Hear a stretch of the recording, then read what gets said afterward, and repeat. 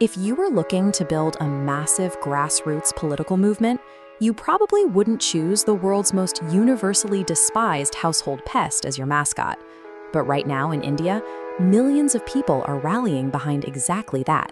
They call themselves the Cockroach Janta Party, and despite the repulsive name, their digital footprint is exploding. To join their ranks, you have to meet a very specific set of criteria. First, you need to possess a completely useless degree that has left you severely unemployed.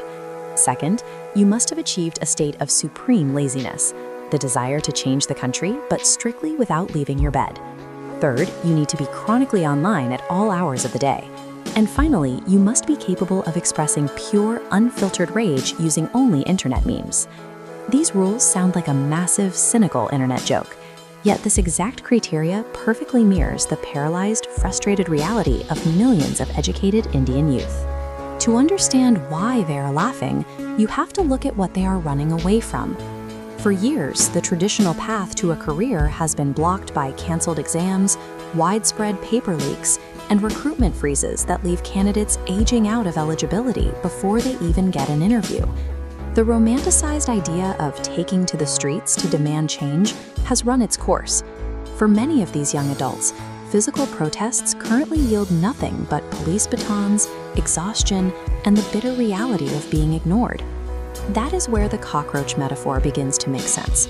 It reflects exactly how the establishment treats them, like disposable pests who are beaten down, swept away, but somehow survive in the dark corners of the economy.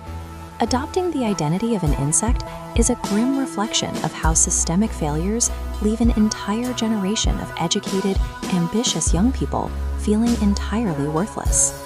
On May 15, 2024, during a high-profile hearing at the Supreme Court of India, a single judicial observation provided the movement with its name.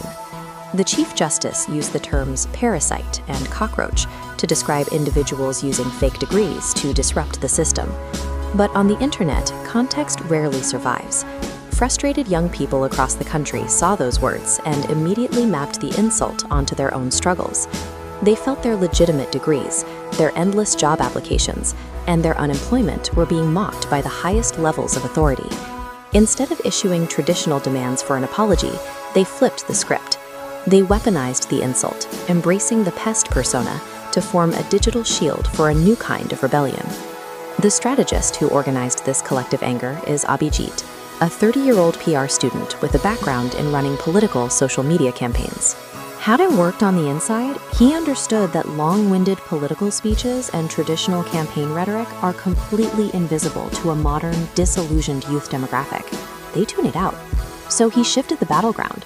The Cockroach Janta Party traded physical infrastructure for Google Forms, Instagram Reels, and the rapid deployment of viral memes directly to millions of smartphones. While a street protest tries to physically disrupt a city block, a well-crafted meme is designed to publicly pierce a politician's ego. It humiliates the target on a platform where they cannot control the narrative. The CJP is not preparing a genuine electoral bid. It is a highly engineered media apparatus designed to troll the establishment, speaking the native language of internet dominance.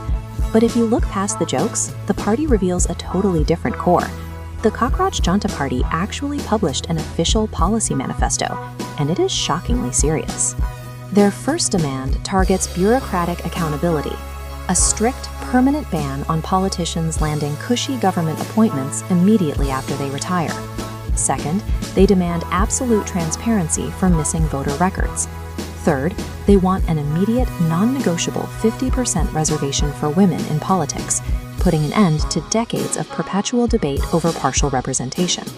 Fourth, they insist mainstream television news abandon superficial, ratings-driven distractions and commit primetime broadcasts to actual crises like inflation and youth unemployment. Finally, they call for rigid anti-defection laws, stopping elected officials from swapping parties after an election like players in a sports transfer window. By hiding behind the mask of a joke, this technically fake party has articulated a more precise and progressive critique of the democracy than many of its registered rivals.